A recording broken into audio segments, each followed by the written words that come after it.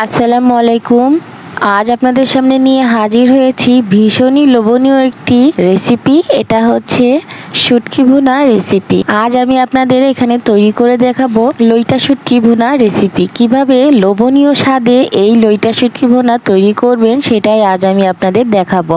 এটা কিন্তু সবারই জিভে জল আনার মতো একটি রেসিপি। হ্যাঁ, ঠিকই শুনেছেন, এই রেসিপিটাতে কিন্তু অনেকেরই খুব পছন্দের একটি খাবার, যেটা আমারও খুব ফেভারিট। আমি কিন্তু এই রেসিপিটা তৈরি করার সঙ্গে সঙ্গেই আর বসে থাকতে পারিনি। আমি কিন্তু কিছুটা গরম ভাত নিয়ে এটার সঙ্গে খাওয়া শুরু করে দিয়েছি। আসলে এটা কিন্তু খেতে খুব বেশি কোনো কিছুর প্রয়োজন হয় না, সামান্য কিছু গরম ভাত হলেই কিন্তু পেটটা ভরে এটা খাওয়া যায়। আর এটা খেতে এতটাই লোভনীয় যে এটাকে রেখে বসে থাকা যায় না। আসলে আমি কিন্তু বসে থাকতে পারি না। আপনারা কে এটাকে রেখে বসে থাকতে পারেন অবশ্যই কমেন্টে একবার জানাবেন, আর কার কাছে কতটা প্রিয় অবশ্যই কমেন্টের মাধ্যমে জানাতে ভুলবেন না। আজ আমি আপনাদের তৈরি করে দেখাবো আমি কিভাবে এই লইটা শুটকি ভুনাটা রান্না করি, সেটাই আমি আপনাদের দেখাবো। চলুন কথা না বাড়িয়ে আমরা মূল প্রসেসে চলে যাই। দেখুন, আমি এখানে এক বাটি লইটা শুটকি এখানে রেখেছি। আমি কিন্তু শুটকি মাছটাকে আগে থেকে কেটে রেখেছিলাম, পরিষ্কার করে কেটে রেখেছি। আমি এখানে ড্রাই রোস্ট করে রেখেছিলাম। এখন আমি এটাকে গরম পানি দিয়ে ধুয়ে পরিষ্কার করে নেব। শুটকি ধোয়ার প্রসেসটা কিন্তু আমরা সবাই জানি মোটামুটি। এই যে আমি ধুয়ে নিয়েছি, এবারে আমি রান্না বসিয়ে দিব। দেখুন, আমি একটা কড়াই বসিয়ে দিয়েছি। আমি এখানে দিয়ে দেব সয়াবিন তেল। আমি কিন্তু শুটকি ভুনাটা সয়াবিন তেলে করছি, আপনারা চাইলে কিন্তু সরিষার তেলেও করতে পারেন। তেলটা যখন একটু গরম হয়ে যাবে তখন যে পরিষ্কার করে রেখেছিলাম শুটকিটা, ওইটাই আমি এখানে দিয়ে দিচ্ছি। শুটকিটা তেলের ভেতরে দেওয়ার আগে অবশ্যই লক্ষ্য করবেন যাতে কোনো রকম পানি না থাকে। পানি ছাড়া শুটকিটা প্রথমে তেলের ভিতরে 4 থেকে 5 মিনিট আমি অনবরত নেড়েচেড়ে এটাকে ভেজে নিব। শুটকিটা যখন আপনি এইভাবে তেলের ভিতরে প্রথম পর্যায়ে ভেজে নিবেন তখন কিন্তু শুটকিটা খুব সুন্দর ভাজা হবে। আর আপনি যখন শুটকিটাতে কামড় বসাবেন খুব সুন্দর একটা ফ্লেভার আপনার মুখের ভিতরে আপনি অনুভূতি পাবেন। দেখুন, 5 মিনিট পরে যখন এই যে হালকা ব্রাউন কালার হয়ে গেছে, পর্যায়ে আমি এখানে দিয়ে দেবো পেঁয়াজ কুচি। শুটকিতে কিন্তু পেঁয়াজ কুচিটা একটু বেশি পরিমাণেই লাগে, পেঁয়াজ এবং তেলটা। আমি এখানে 1 কাপ পেঁয়াজ কুচি দিয়ে দিয়েছি, আপনারা চাইলে কিন্তু বেশিও দিতে পারেন। পেঁয়াজ এবং শুটকি মাছটাকে আমি আবারও ভালো করে ভেজে নিব। পেঁয়াজটা যতক্ষণে না এটা নরম হচ্ছে ততক্ষণ পর্যন্ত আমি এটাকে ভেজে নিব। দেখুন, পেঁয়াজটা যখন এরকম নরম হয়ে যাবে ততক্ষণে কিন্তু মাছটা আরও বেশি ভাজা হয়ে যাবে, একদম মুচমুচে হয়ে যাবে।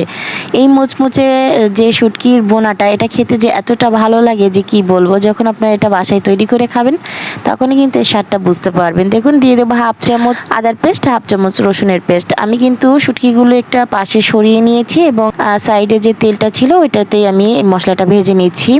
মশলাটা 1 মিনিটের মতো একটু তেলে ভেজে তারপরে মাছের সঙ্গে আমি মিশিয়ে দিব। সবগুলোই নেড়েচেড়ে আবারও মিশিয়ে আমি আবারও একটু দেখুন ভেজে নিচ্ছি। এভাবে একটু ভেজে নিলে কিন্তু ভালো লাগে। এবার আমি দিয়ে দেবো শুকনো উপকরণ, দিয়ে দেবো স্বাদ অনুযায়ী লবণ, 1/2 চামচ হলুদের গুঁড়া, 1/2 চামচ ধনিয়া গুঁড়া এবং 1 চামচ লাল মরিচের গুঁড়া আর 1 চামচ জিরা গুঁড়া। আমি এখানে মরিচের গুঁড়াটা একটু বেশি করে নিয়েছি, কারণ শুটকি ভুনায় কিন্তু মরিচের গুঁড়াটা একটু মানে ঝালটা একটু বেশি হলে ভালো লাগে।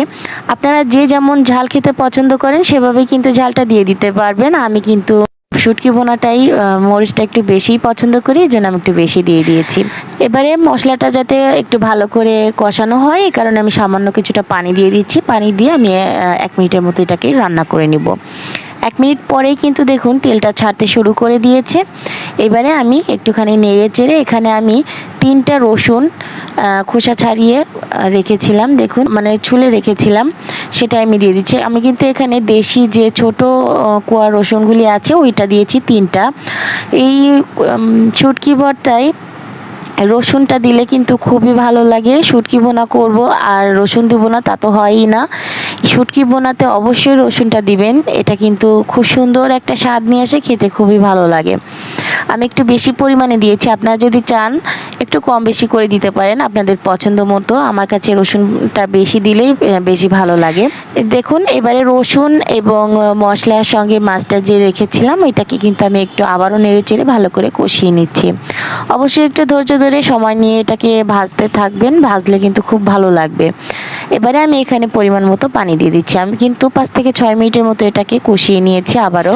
আর পানিটা দিতে হবে এমনভাবে যাতে শুটকির গায়ে গায়ে লেগে থাকে, খুব বেশি পানি দেওয়ার দরকার নেই। 5-7 মিনিট পরে আমার এখানে যে রসুনটা এখানে দিয়েছিলাম, রসুন এবং শুটকি সবই কিন্তু সেদ্ধ হয়ে গেছে। দেখুন রসুনটা কিন্তু অলমোস্ট সেদ্ধ হয়ে গেছে। এবারে আমি এখানে নেড়ে চেড়ে দিয়ে দেবো ধনিয়া পাতা। অবশ্যই কিন্তু ধনিয়া পাতাটা দিবেন, এটা স্কিপ করবেন না। ধনিয়া পাতাটা দিলে খুব ভালো লাগে। আমি এখানে কিছুটা ধনিয়া পাতা রেখেছিলাম, সেটাই দিয়ে দিলাম। ধনিয়া পাতাটা দিয়ে আবারও ভালো করে নেড়ে চেড়ে ঢাকনা দিয়ে আমি এটাকে রান্না করব আরও 5 মিনিটের মতো, যাতে ধনিয়া পাতাটা খুব ভালো করে সেদ্ধ হয়ে যায়। 5 মিনিট পরে দেখুন ধনিয়া পাতাটা সেদ্ধ হয়ে গেছে এবং শুটকি থেকে কিন্তু পুরোটা তেল ভেসে উঠেছে। আমি শুটকি তৈরির পর্যায়ে যে যেমন গ্রেভি খাবেন সেভাবে কিন্তু গ্রেভিটা রাখতে পারেন। আমি কিন্তু এর থেকে বেশি কমাবো না, কারণ এটাকে এখানে পুরোটাই তেল। আমি এখানে হাফ চামচের মতো ভাজা জিরার গুঁড়া দিয়ে দিয়েছি। ভাজা জিরার গুঁড়াটা দিয়ে আবারও একটু মিলিয়ে মিশিয়ে নিলাম। এই পর্যায়ে এত সুন্দর একটা ফ্লেভার পাবেন যে কি বলবো, আমি পাচ্ছি। আপনারা যখন রান্না করবেন আপনারাও পাবেন। 2 মিনিট ঢাকনা দিয়ে ঢেকে আমি পরিবেশন করে দেখাচ্ছি। দেখুন আমার শুটকি ভুনাটা কিন্তু এখানে পরিবেশন করা হয়েছে। দেখতে মাশাআল্লাহ কতটা লোভনীয় হয়েছে দেখুন একবার। এইরকম একটা লোভনীয় রেসিপি কিন্তু পাশে রেখে থাকাই যায় না, এটা জিভে জল এনে দেয়। আপনাদের কার কার কাছে শুটকি ভুনাটা খুবই প্রিয় অবশ্যই কমেন্টের মাধ্যমে জানাবেন। আমার ভিডিওটি যদি একটুও আপনাদের কাছে ভালো লেগে থাকে তাহলে অবশ্যই একটি লাইক কমেন্ট শেয়ার করবেন এবং আমার চ্যানেলটি সাবস্ক্রাইব করে রাখবেন। অবশ্যই একটি বেল বাটন বাজিয়ে দিবেন, যাতে যখন যা ভিডিও ছাড়ি তখন আপনাদের কাছে সবার আগে পৌঁছে যেতে পারে। সবাই ভালো থাকবেন, সুস্থ থাকবেন। আসসালামু আলাইকুম।